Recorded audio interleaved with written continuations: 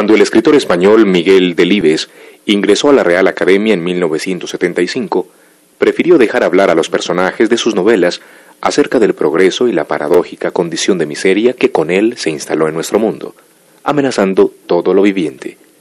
De esta vibrante defensa de lo vivo, ofrecemos un vistazo que no puede dejarnos indiferentes.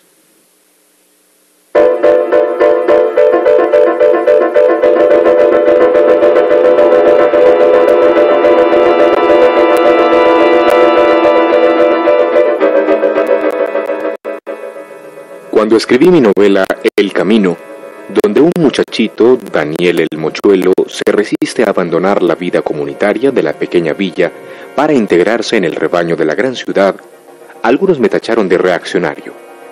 No querían admitir que a lo que renunciaba Daniel, el Mochuelo, era a convertirse en cómplice de un progreso de dorada apariencia, pero absolutamente irracional. Posteriormente, mi oposición al sentido moderno del progreso y a las relaciones hombre-naturaleza se ha ido haciendo más acre y radical hasta abocar a mi novela Parábola del náufrago, donde el poder del dinero y la organización, quinta esencia de este progreso, termina por convertir en borrego a un hombre sensible, mientras la naturaleza mancillada, harta de servir de campo de experiencias a la química y la mecánica, se alza contra el hombre en abierta hostilidad.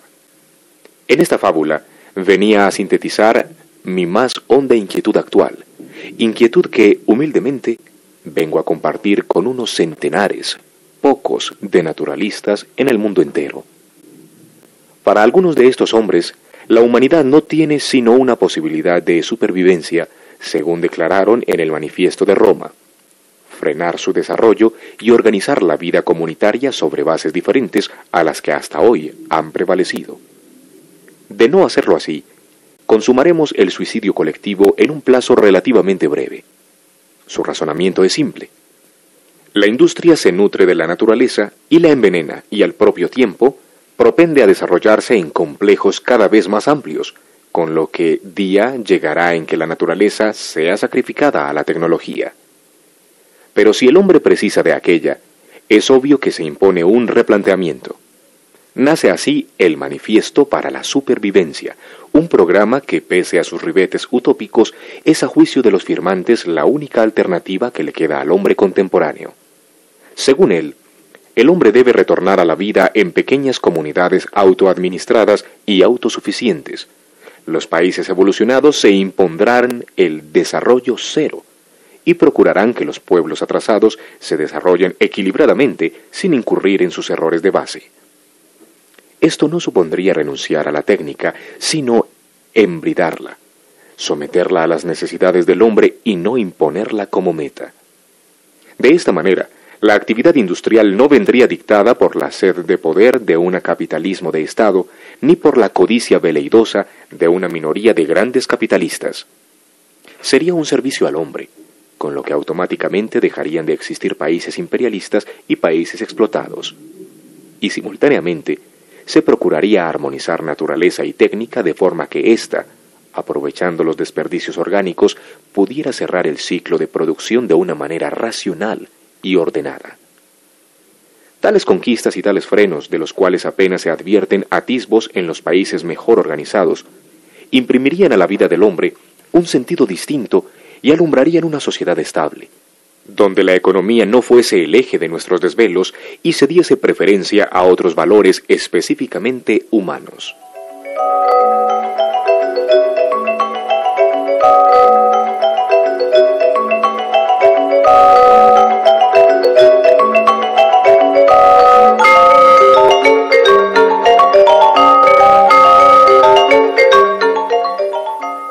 Esto es quizá lo que yo intuía vagamente al escribir mi novela El Camino en 1949, cuando Daniel, mi pequeño héroe, se resistía a integrarse a una sociedad despersonalizada, pretendidamente progresista, pero en el fondo de una mezquindad irrisoria.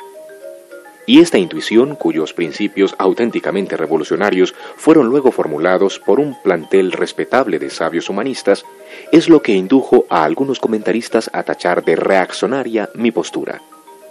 Han sido suficientes 5 lustros para demostrar lo contrario, esto es, que el verdadero progresismo no estriba en un desarrollo ilimitado y competitivo, ni en fabricar cada día más cosas, ni en inventar necesidades al hombre, ni en destruir la naturaleza, ni en sostener a 1/3 de la humanidad en el delirio del despilfarro, mientras los otros 2/3 se mueren de hambre, sino en racionalizar la utilización de la técnica, facilitar el acceso de toda la comunidad a lo necesario, revitalizar los valores humanos hoy en crisis y establecer las relaciones hombre-naturaleza en un plano de concordia. He aquí mi credo, y por hacerlo comprender vengo luchando desde hace muchos años. Pero a la vista de estos postulados, ¿es serio afirmar que la actual orientación del progreso es la congruente?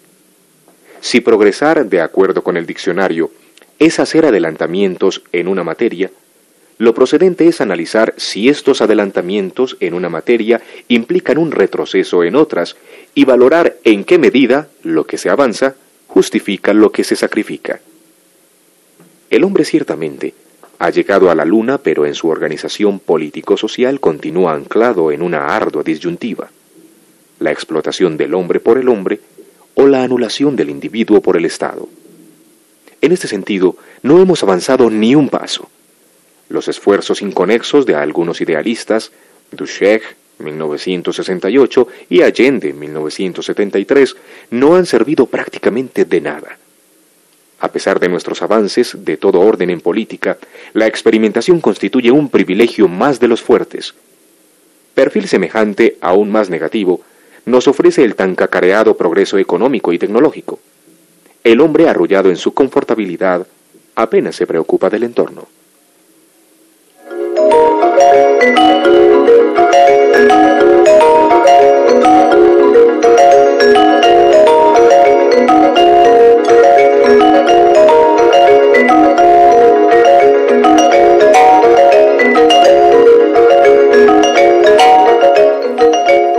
La actitud del hombre contemporáneo se asemeja a la de aquellos tripulantes de un navío que, cansados de la angostura e incomodidad de sus camarotes, decidieron utilizar las cuadernas de la nave para ampliar aquellos y amueblarlos suntuosamente. Es incontestable que mediante esta actitud sus particulares condiciones de vida mejorarían, pero ¿por cuánto tiempo? ¿Cuántas horas tardaría este buque en irse a pique, arrastrando a culpables e inocentes, una vez que estos tripulantes irresponsables hubieran destruido la arquitectura general de la nave para refinar sus propios comportamientos? He aquí la madre del cordero. Porque ahora que hemos visto suficientemente claro que nuestro barco se hunde, y a tratar de aclararlo un poco más aspiran mis palabras, ¿no sería progresar el admitirlo y aprontar los oportunos remedios para evitarlo? El hombre, obcecado por una pasión dominadora, persigue un beneficio personal, ilimitado e inmediato, y se desentiende del futuro. Pero, ¿cuál puede ser, presumiblemente, ese futuro? Negar la posibilidad de mejorar y por lo tanto el progreso sería por mi parte una ligereza. Condenarlo, una necedad. Pero sí cabe denunciar la dirección torpe y egoísta que los rectores del mundo han impuesto a ese progreso. Así, quede bien claro que cuando yo me refiero al progreso para ponerlo en tela de juicio o recusarlo, no es al progreso estabilizador y humano, y en consecuencia deseable, al que me refiero, sino al sentido que se obstinan en imprimir al progreso las sociedades llamadas civilizadas.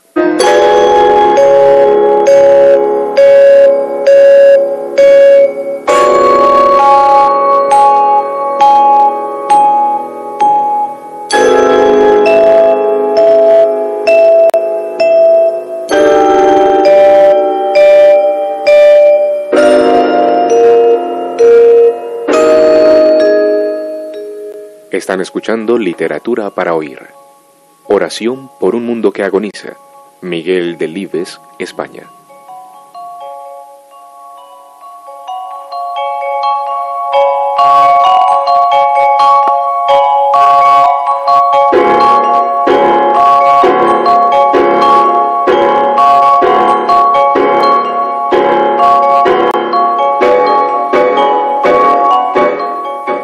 El progreso contra el hombre.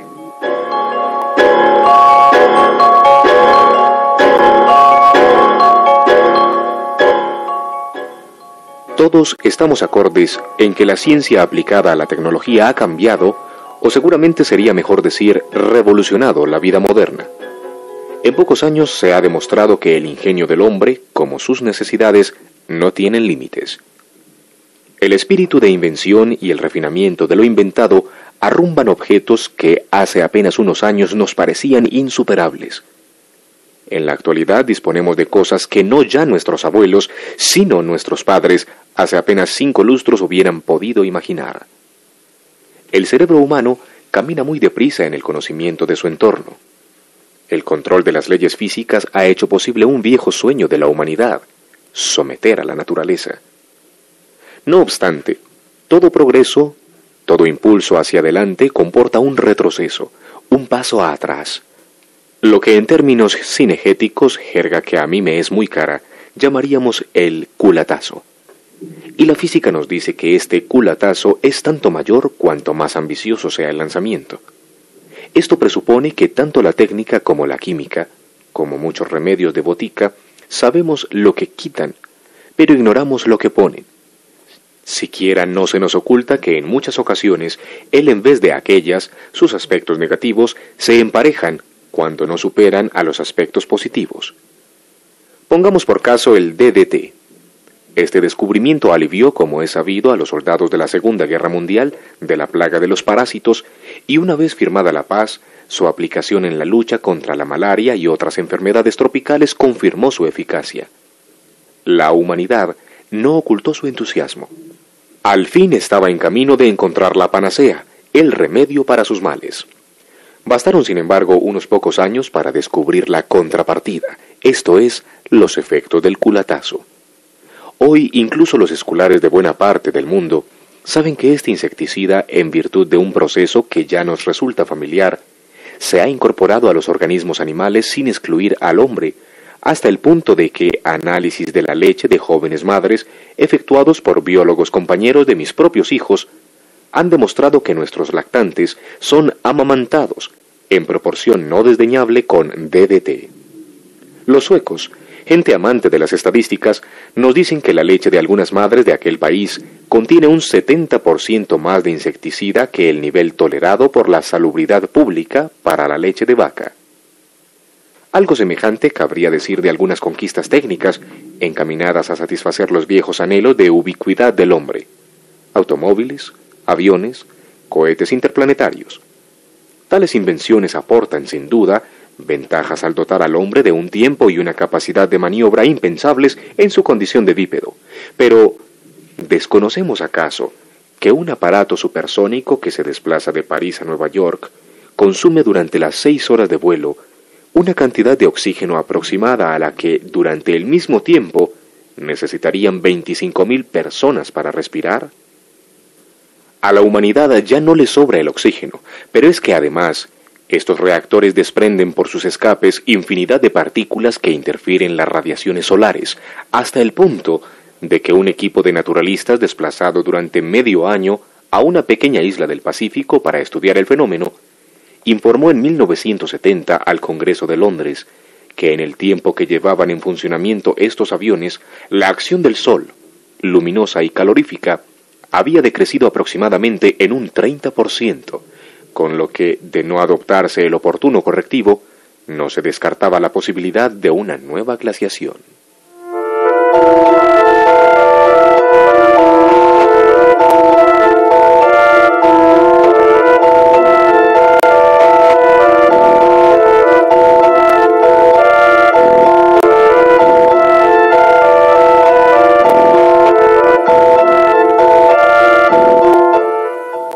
Pero, ¿y la medicina?, arguirán los optimistas.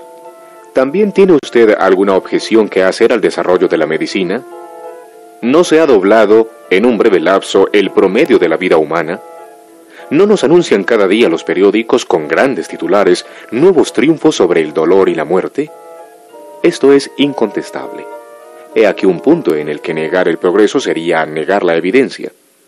Las conquistas de la medicina y la higiene en el último período histórico no solo son plausibles, sino pasmosas. Las enfermedades infecciosas han sido prácticamente erradicadas y se han conseguido notables progresos en aquellas otras de origen genético. Todo esto, repito, es incuestionable. Empero, la contrapartida de estos éxitos también se da, y aunque parezca paradójico, deriva de su misma eficacia. La medicina en el último siglo ha funcionado muy bien, de tal forma que hoy nace mucha más gente de la que se muere. La demografía entonces ha estallado.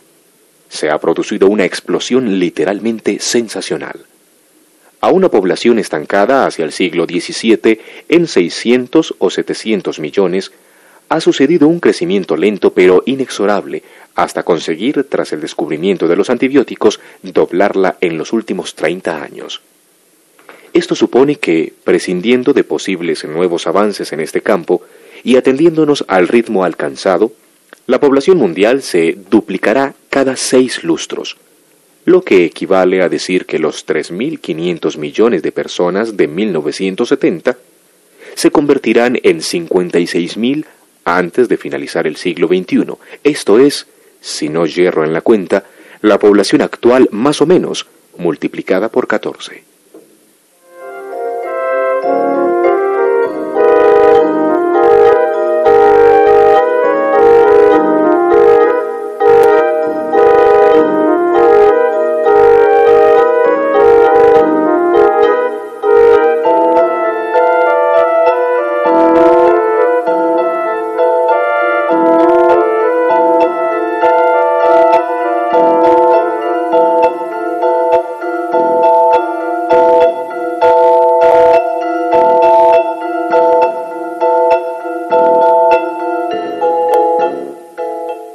La pregunta irrumpe sin pedir paso. ¿Va a dar para tantos la despensa? Si este progreso del que hoy nos jactamos no ha conseguido atenuar el hambre de 2/3 de nuestros semejantes, ¿qué se puede esperar el día, que muy bien pueden conocer nuestros nietos, en que por cada hombre actual haya 14 sobre la tierra? La medicina ha cumplido con su deber, pero al posponer la hora de nuestra muerte, viene a agraviar sin quererlo los problemas de nuestra vida. La medicina, pese a sus esfuerzos, no ha conseguido cambiarnos por dentro. Nos ha hecho más, pero no mejores. Estamos más juntos, y aún lo estaremos más, pero no más próximos.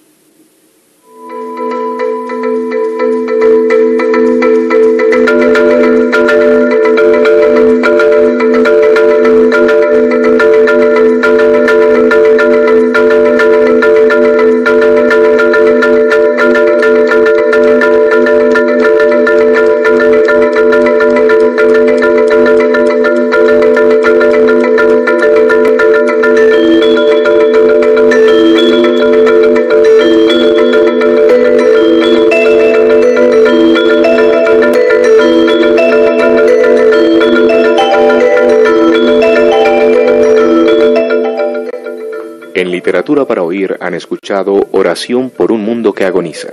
Miguel Delibes, España.